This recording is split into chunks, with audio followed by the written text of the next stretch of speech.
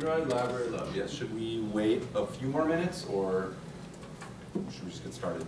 I think you can probably go for 5 after or so. All right, cool. All right, so I'm gonna have going back and forth here, looking backwards. But yes, welcome to Android Library Love. Life is indeed much better now. Who am I? My name is Andrew Watson. I'm a principal Android developer at the Nerdery. And I've been developing on Android since about 2010. And now it's time for a shameless plug. I have an app on Google Play. If you've got an Android Wear device, you should go download my app. It's called Wear RSS, and it's what you do is you put your RSS feeds into it, and then it pushes it'll push headlines to your wearable device. So you can swipe through news headlines in the description. If you want to read the article that you're looking at later, you can swipe up, hit later, that sort of thing. So shameless plug. Who are you? I am interested in who you guys are in the audience. How many of you guys are currently Android developers? And how many of you guys are just getting started doing Android? Okay. Has everybody more or less touched Android code? Okay. Cool. That's good. That helps because, go ahead. Yeah, because there are 3 Android library talks right now, and this one is it's labeled as the Beginner. starter Yes. session or whatever it's called. Yes. So it is entirely possible, I think it is possible that Daniel Liu is in another room probably giving almost the same presentation. Like we literally did not coordinate, but we are probably going to be talking about the same libraries. Yours is better. Of course. That's not what I was debating. But so if you were to go and watch his notes, you probably would see a lot of the same things. Honestly, if you guys got up and left and went to his presentation, he probably would do a better job. So, but I will try and make this about, I'm going to stand because I need to be looking at this. So what I can do is I can just arrow over. I am going to try and orient this more towards maybe beginning and stuff like that. So this will be good if you're getting started doing Android development. It'll actually be good to learn these libraries that can really help you. So what are we talking about? We're talking about Android libraries that can save you a lot of time and effort. Back in the old days of Android development, there used to be a lot of boilerplate code that you would have to write. And every Android project just sort of involved kind of rehashing the same types of classes, that sort of thing. But the Android community has really stepped up. And so there are a ton of libraries out there, but I wanted to hit what I think are the highlights and will probably have an impact on a large majority of projects that you would end up working on. I definitely want this to be informal.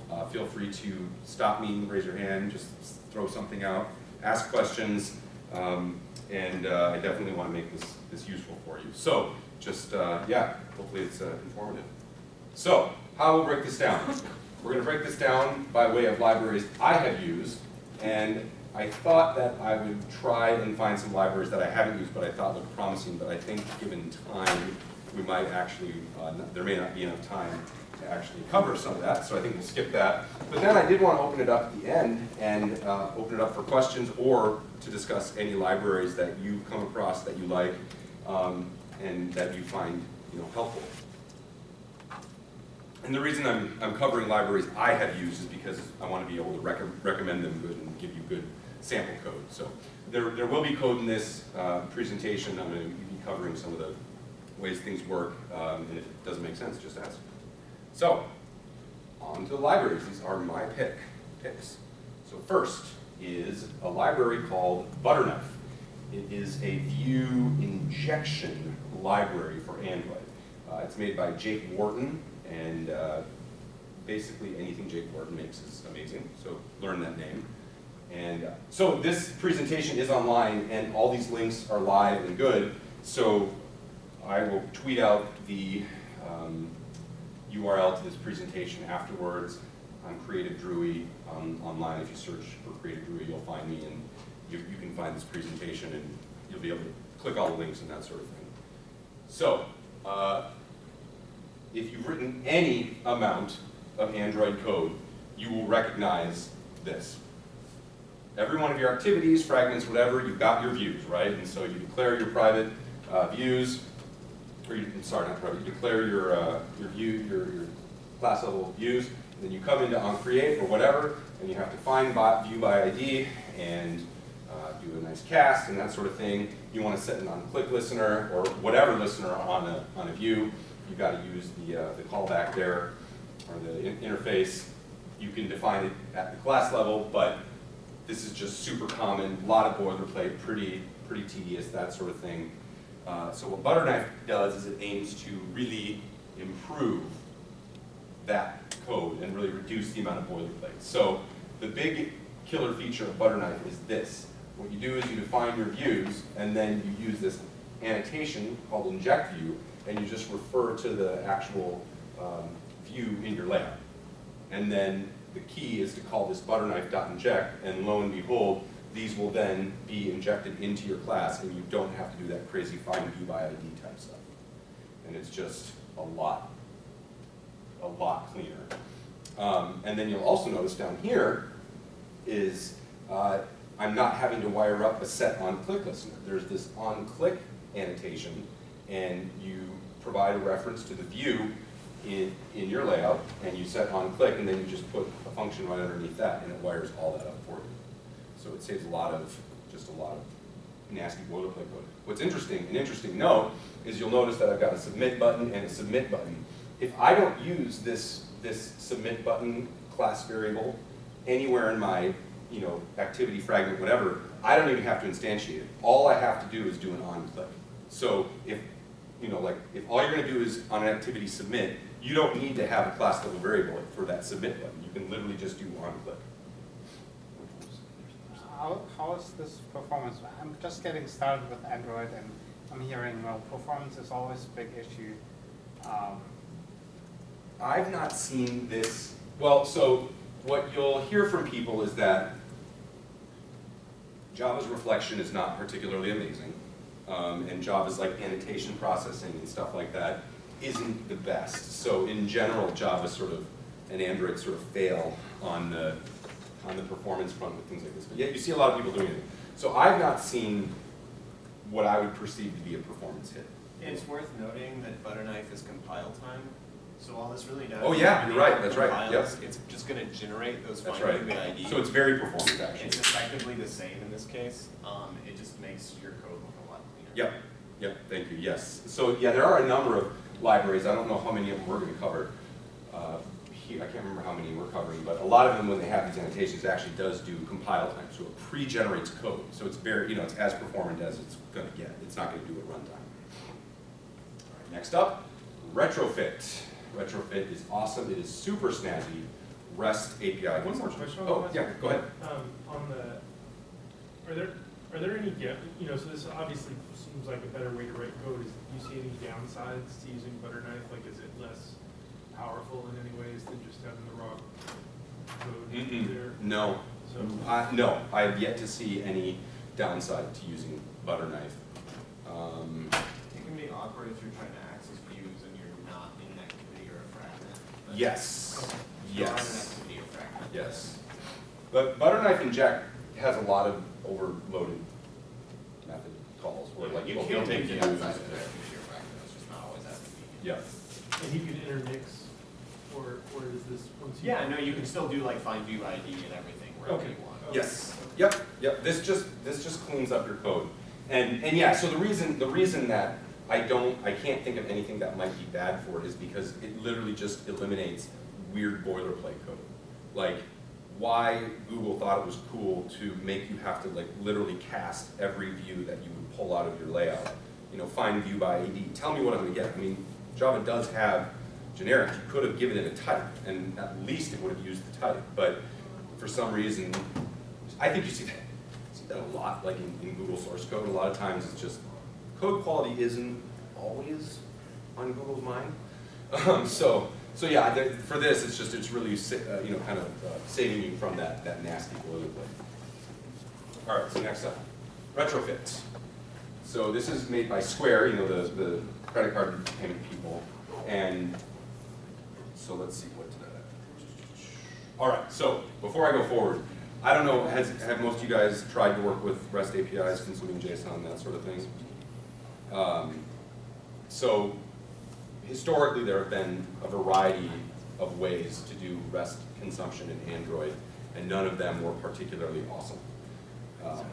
You might pull in like the Apache HTTP library, and you end up, you know, extending whatever it is, net connection or HTTP connection. And then you get your JSON data back. You have to maybe process a byte stream. You have to manually parse the JSON and know the properties and blah, blah, blah, blah. Retrofit eliminates all of that.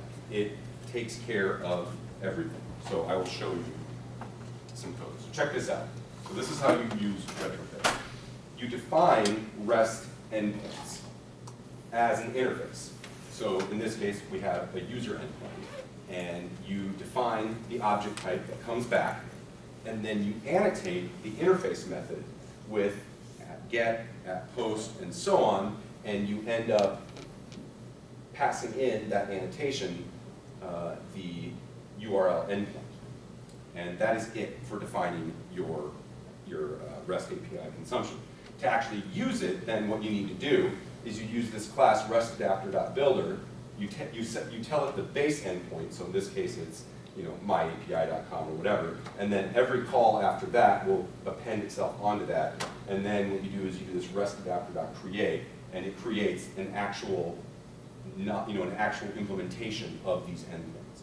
And so there's a lot of stuff that goes on here.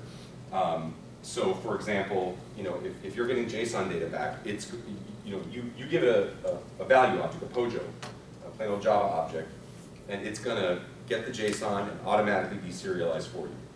And so when you make these calls, you're actually going to get hydrated objects back from these API endpoints. I think the next slide. Yeah, so this is how you consume, right? So by default, you do you use your interface method. In the case of this call, I'm doing a create user. I'm actually passing a body. I'm actually passing a method body because I'm posting. I'm sending data.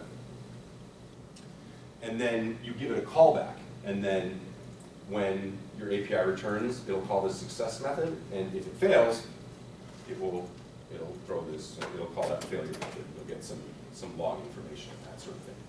By default, this methodology is asynchronous, so it will not block your UI thread. So it is actually happening in the background, and this callback will come back on the main thread. Any questions about that? Let's see. All right. A pro tip for retrofit is using the log level. Retrofit does a lot for you.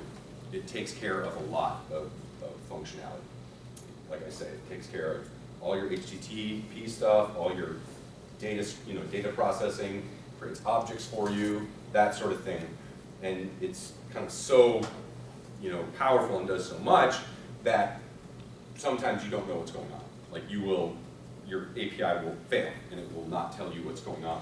So while you're developing, you should set log level to this log level full, and then your ADB logs will just be full of all sorts of stuff that's going on when it's consuming the API. And you'll be able to see better, like when errors come in. A lot of times, errors are your JSON format is one way, but your object has the wrong property name or something like that. So retrofit can just save you tons of time when you're consuming your REST APIs. All right, next up, RxJava and the Rx Android extensions. So this is a huge topic. Reactive extensions and RxJava are super, super complicated. And actually, Colin Lee is going to be doing a presentation on this next hour, I believe. And so if you want to learn more about it, I'm sure he'll cover a lot more in depth. So what I want to say is big time props to Daniel Liu, who is the other guy giving the presentation. He's probably talking about this right now. It was his blog post that really helped me understand how reactive extensions is otherwise called observables. Reactive extensions deal with observables. And it was really Daniel Liu's blog post, this blog post that I referenced here, that really helped me wrap my head around. And so observables are not dissimilar from, say, promises or futures in other programming languages. Does anybody know what those are? Basically what it is it's a way to write functionality that has, callbacks, like you do this, then you do this. And it's a way of writing functionality in a much more sort of readable, parsable, understandable way, and it allows you to write much cleaner code, but also have a lot of power. So the thing to know about reactive extensions is it deals with these things called observables. And observables are kind of just what they sound like. They're things that they do something, and you can observe them. So an observable will say, hey, I do something. And so, cool, I'm here. And so if you want to respond to what that observable does, you have to subscribe to the observable. And so once you subscribe to the observable, then what will end up happening is the stuff that the observable does, the subscriber will respond and say, okay, so hey observable, you said this, now I'm going to respond by doing that. So this code tries to get at what's going on. So I'm creating an observable from a list of strings. Now this is a very simple example. It's not something that particularly you may do on a regular basis. That's why I said it. So imagine this is a set of complex items. Imagine it's a set of operations. The weird thing about observables is they can wrap almost anything. It doesn't just have to be content. It can be an operation. You'll get to see how that works. But in this case, it can just be a collection of items. So this observable says, I have 5 items. And I'm going to emit each of those items at a time. So what the subscriber does is there are 3 methods. The subscriber has an onNext, an onError, and an onComplete. Let me just see what my next slide. What this means is for each item in the observable collection, this onNext is going to get called. And it's strongly typed. So this observable I don't see an on next there. No, sorry, it's not named onNext, but this argument is onNext. And so I don't know, well, so this is where Java gets weird. So onNext is of type action1. Is that confusing? Yes, it is. But actually later on, you'll see, I'm going to show you a library that actually makes this more readable, and it actually makes more sense. But so what you need to know is that for each item in this collection, this method is going to get called. That's what you need to know. So the observable is going to say, hey, here's the string imagine, and then it's going to call this method, and I can say, I'm going to do something with it. Then complex comes in, and it says, I'm going to do something. And then items come. So it runs through each one of these items calling this method each time. So it'll be imagine complex items for operations, and you can do something. Like you might just literally populate a list view, a button, or something, whatever, you know what I mean? Like you can do whatever here. On error, if at any point as it's going through these operations, it encounters an error, it'll go here. And then when it's done, it calls this final method, onComplete. So we've now gotten through every item in the collection, and now we're done. So it's a bit esoteric, and I hope I'm making some amount of sense, but the big thing to know about observables, if you take away anything, know that an observable says, hey, I do something, and you subscribe to it. And it's really that subscription is where the magic happens. That's where most of what you're going to do your work is. And I think as we look at more examples, you'll see how maybe they work together. So with the Android extensions to RxJava, they provide asynchronous operations relatively easy. So what you're seeing here is I've created an observable, and this observable does something really complicated with strings. I don't know what, but it's very complicated. And so there's a method right here, and this method takes a really long time. So if this doesn't make complete sense, all you need to know is that this method is going to take a really long time when it actually gets called. So this observable right here, observe me, we subscribe to it. But there's this magic stuff that the Android extensions create called schedulers.NewThread and observe on Android schedulers main thread. This causes it to work asynchronously. And then when you wire up your subscribers, now remember when you subscribe, it looks like this. This is what a subscribe looks like. I'm just not putting it all right here. When you call these methods, the methods in the subscribe portion, it's going to happen on the main thread. So everything that this observable does occurs in the background thread, and then the response, the subscriber responds on the main thread. So, you know, like async tasks are dead. You don't need to use async tasks anymore in Android, because that was sort of one of the old ways of doing background threading. If you bring in your observable, you bring in RxJava and Rx Android extensions, you can literally encapsulate anything in an observable and then run it on the background thread. So a big reason we want to use observables or Rx Android is because it makes retrofit way better. So now, in your retrofit interface, instead of doing like create user with a callback, you do create user and it returns an observable of type user. And now what you do is you do create user, subscribe, observe, so it's happening in the background thread, and then we do our subscribe callbacks. Our subscription, or you know, the subscriber runs. So what was back here, instead of needing this callback, what it now becomes is this block of code. So it's much more readable. It almost looks functional, like you're not having to do all these weird nested callbacks. You just use your endpoint, and then you subscribe to it, and then when your data comes in, there it is. You know, so a really common operation in this function would be a toast maybe. Congratulations, you got your root user, something like that. And so like I say, we've really just scratched the surface. Observables can do tons of cool things. It really is about like functional programming. You can do lots of interesting things with like data that gets returned. You can map it, you can transform it, you can filter it, all that sort of stuff. I think a good place to start can be the RxJava wiki on GitHub. It's a little obtuse, like they don't make any effort to make it understandable, but it can at least let you know it's there, and then as you kind of suffer through these things, you'll learn more about what it does. All right, next up, JSON. JSON is a serialization library made by Google, and I honestly don't know where it's hosted now since Google Code is going away. So I presume it's going to be moved to GitHub, but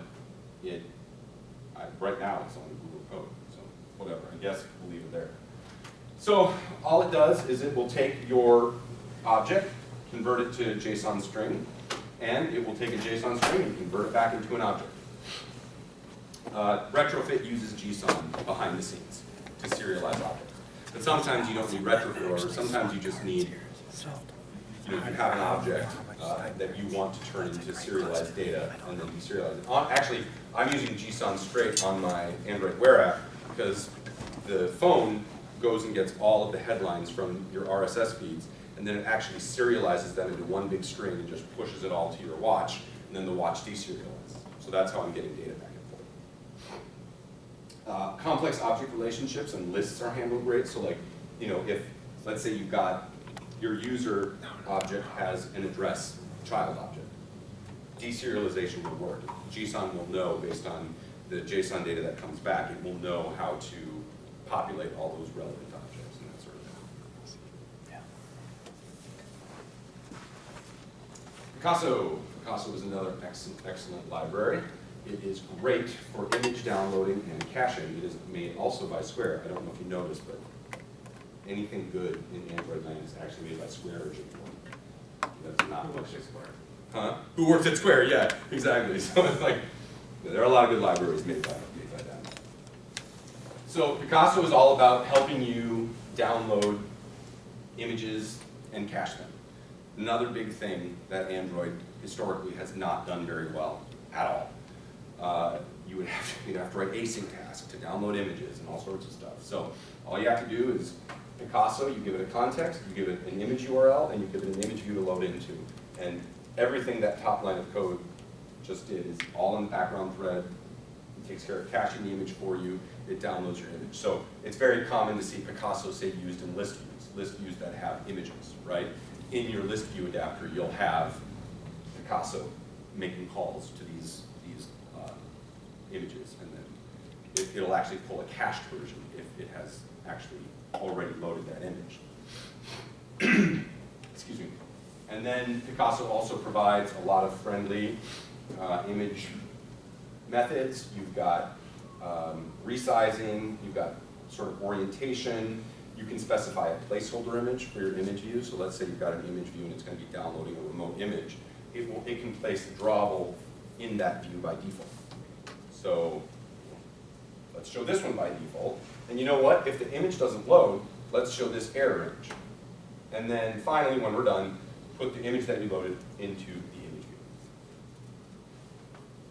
Can you change the resize to be just whatever your device is? Mm-hmm. I mean, I think, like, by default, you probably, like, in a lot of cases, you wouldn't resize an image.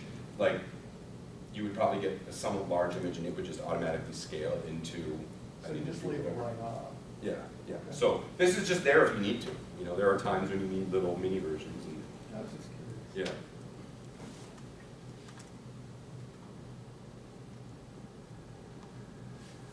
All right, we will talk about ORMs. Why? Because inline SQL strings are yucky. Chances are good your app will need to cache some amount of data, and chances are good that your app will be caching data that maps to your data objects, some level of model objects. ORM stands for Object Relational Mapping. Mapper. Yeah. Anyway, all ORMs, what the ORMs do is they allow you to have your data object, like user, that has first name, last name, phone number, and work with that object instead of having to write like inlines. Has anybody ever written just like straight up SQL-like query strings?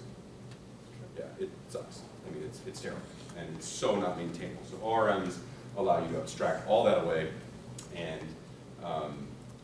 work just with objects, the objects that you natively work with in your app. So we'll hit three. There's three. There's actually quite a few. They all have their trade-offs, so I'm going to try and hit like, what some pros and cons in each. ORM Lite is a good one. It's arguably the first full-featured ORM that came out on Android. It supports quite a bit of complexity as far as ORMs go. ORMs have a legacy on like enterprise Java systems and .NET, things like Entity Framework, that there are these massively complex object relationships that are backed by these massively complex databases. ORMs, full-featured ones like I can't think of them, what their names are. But there are some big ones that they're super, super heavy, super, super full-featured. Android just doesn't have that level of complexity generally when it comes to data caching and object interactions. But ORM Lite is maybe one of the ORMs that actually gets closest to having a lot of the complex functionality that you might expect. But it is a bit complicated to set up. It's a lot more overhead than other ORMs. I'm just starting to use ORM Lite, and it uses model objects and puts table annotations and Yep. stuff on there. And originally, I thought, I'm trying to use it with Retrofit, Yes. and originally I thought I could use the same models and put Retrofit annotations and ORM Lite annotations on there. But it doesn't seem to work because Retrofit uses model objects based on the JSON that it's getting. Right.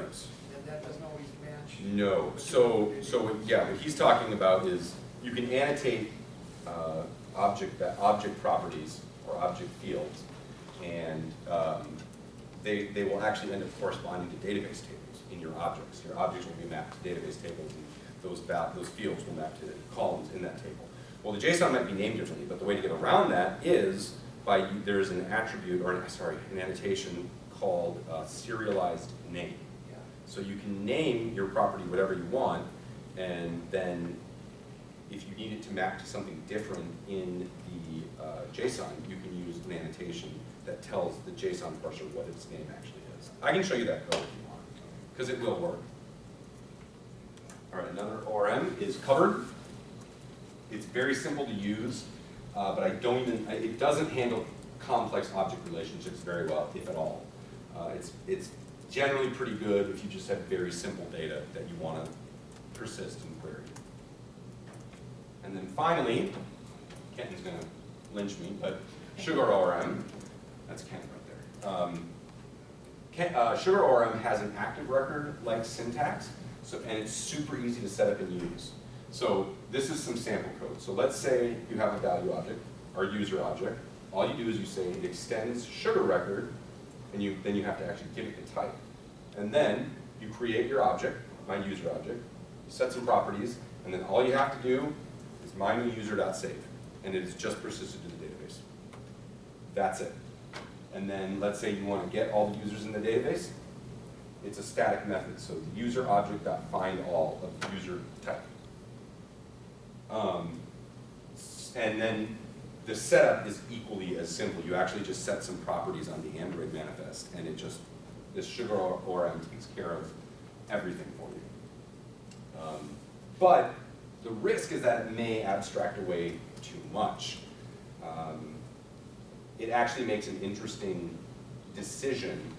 So because these objects are mapping to database tables, there needs to be an ID column in the database.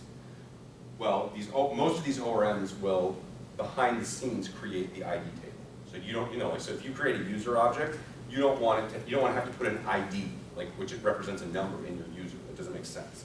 So the ORM takes care of that for you. But in the case of Sugar ORM, it literally names the column ID, just straight ID. That becomes a problem if your API returns an ID, and it's named that.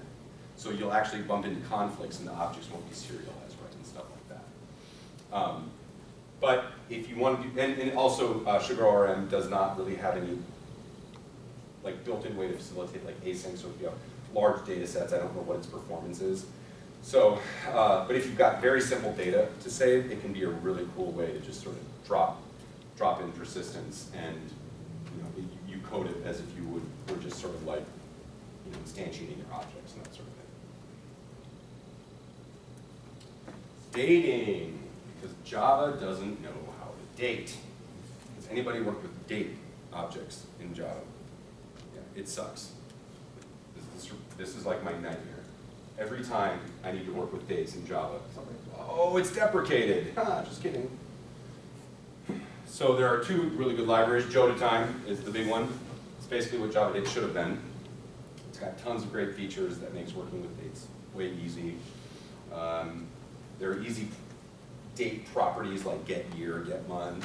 You can do comparisons on dates really easily. You can do great, very high performance, or rather maybe not complex formatting, that sort of thing.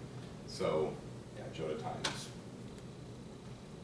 if you're going to do anything with date, it's just, I still don't know the Android date and calendar APIs every time I have to look through there. So JodaTime's really good. And then PrettyTime. PrettyTime will take a timestamp and convert it into something readable, like this happened 5 minutes ago, or this will happen in 2 hours. And so it sort of has its own heuristics around what that is. So it'll be like, if something, if you do PrettyTime on something, a date that was just created, it'll be like, it happened just now. And then it'll be like 1 minute ago, 5 minutes ago. And you can control it. It supports multiple different languages and stuff like that. So for displaying times in a pretty way, it's a very good library. Licenses dialog, because you got to give props. So you've taken all these new libraries and you put them in your app and you're using them, but the licenses for these libraries dictate that you give credit for them. Most libraries will do that. I'm pretty sure Apache software license would require that you give attribution. MIT license, maybe not so much, but maybe you want to be nice. So licenses dialog is just that, is a library that allows you to give attribution for open source libraries.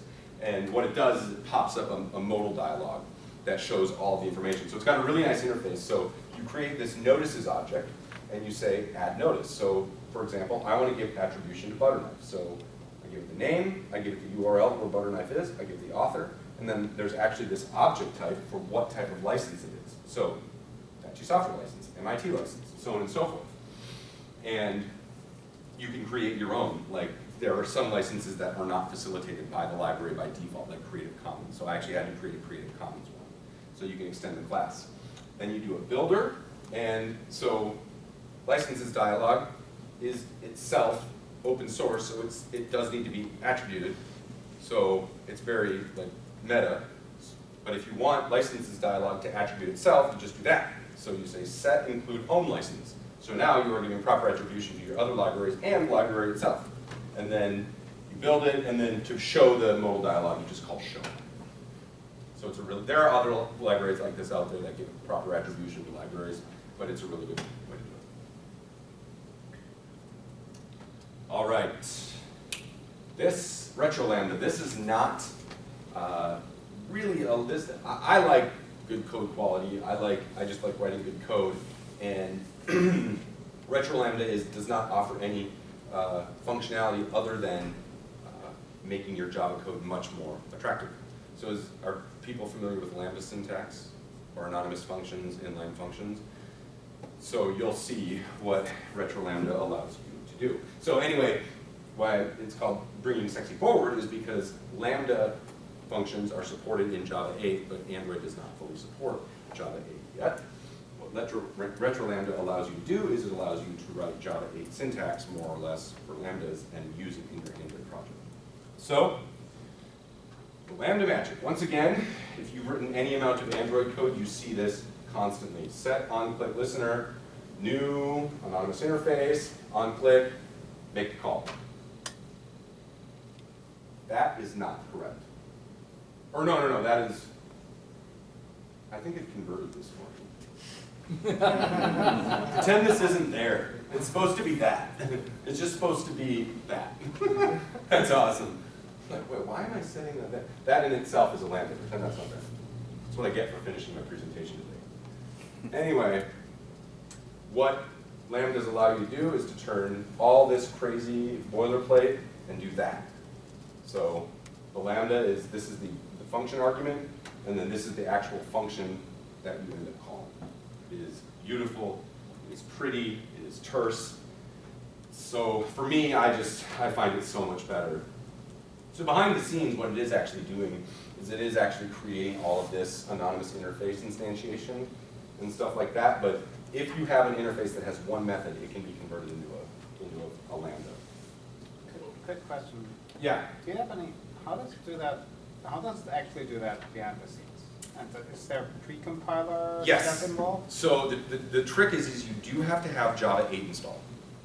And so you have to have Java 8 installed and have Android Studio pointing at Java 8 as your Java development kit and runtime. Then you, the retro lambda, it's actually, see for Android specifically, it's a Gradle plugin. So you reference the Gradle plugin in your build.gradle, and then it takes care of doing that for you. So you have to have Java 8 installed. You have to set up the project to use Java 8 syntax, which is a setting in Android Studio, and then you have to bring in the retro lambda Gradle plugin. And then it does exactly what you said. It precompiles this code into Java 7 compatible bytecode. Because it all boils down to the JVM anyway. So, so it's syntactic sugar for sure. But so this is what I was talking about earlier. Retrofit really shines with retro lambda. So now, this observable, we're making this call, we're subscribing, and we're responding. This is the response right here. This is what happens once we get our data back. This is what happens when we get an error. So you get these super, super terse callback-like operations. And it's so much more readable. If I was gonna pull up,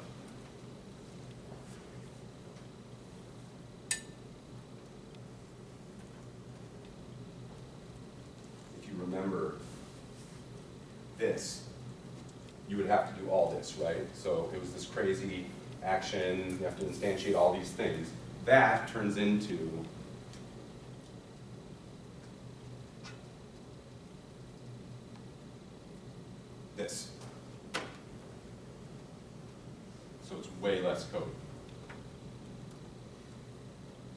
And I think so, just so beautiful.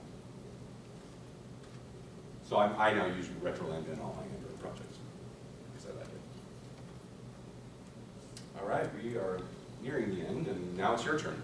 I want to hear from you guys if there's any libraries that you really like, or have any questions or whatever. Just shout them out. Ken, what's the library I didn't cover? Dagger. You can leave. Joda money. What's that? Joda money. What's that? It's like Joda time, Joda money for money conversion. Oh, nice. Oh, that's cool. I've never heard of that. Yeah, I haven't heard of that. One library I realized that I didn't put in here is a library called Calligraphy. And Calligraphy is a library that allows you to do custom fonts in Android a lot easier than you would otherwise. Making like a view that is, like making an app that's styled with a custom font historically has involved a lot of like extending text view and stuff like that. It's just really, really painful, but Calligraphy does a lot of kind of magic for you and allows you to just use styling for custom fonts and that sort of thing. That is the form kind of objects that like what English form like. Mm-hmm. Yeah, yeah, yeah. I mean, I think Android has pretty good internationalization support by default. Although I guess I don't know, maybe in different Yeah, regions. probably yeah. If you have a different you have to add for Yeah, that yeah. object asset. I don't know. But yeah, you would be able, like, if there's like a special like region-specific font that you needed to include, Calligraphy would be a great way to do it.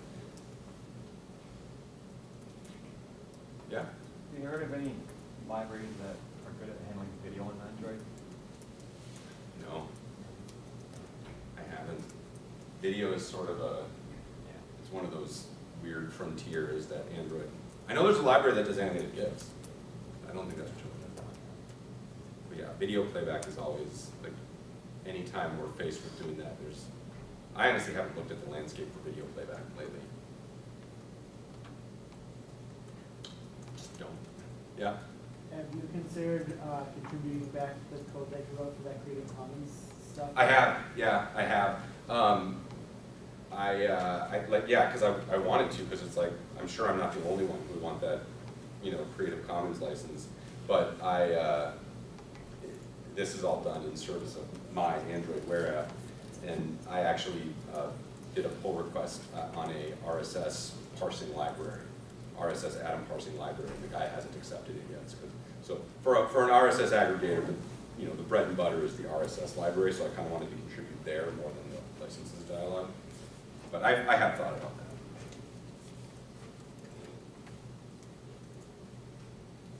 So where to go from here? So how can you learn about great Android libraries? This website is awesome, androidarsenal.com. It's impressive how many libraries there are on this website. You can filter by types of libraries, Vue, ORM, network, all sorts of stuff. It's anything and everything, so you got to be judicious about what you find there, because there might be a lot of crap there, but there's just a lot there. There's actually a Google Plus community that is Android libraries on GitHub. That is also, I found out about a lot of really good libraries that way. And literally, Google searches. ORM for Android, network for Android. Like, chances are, if you do a Google search for some library you're looking for, someone's going to have posted about it on Stack Overflow. For most cases. There's going to be a Stack Overflow, and there's going to be tons of links. And I'm just curious, what sites do you guys use? Like, there are a lot of others, but like a lot of what I do is just like my coworkers. They tell me things, but there might be other really good websites out there too.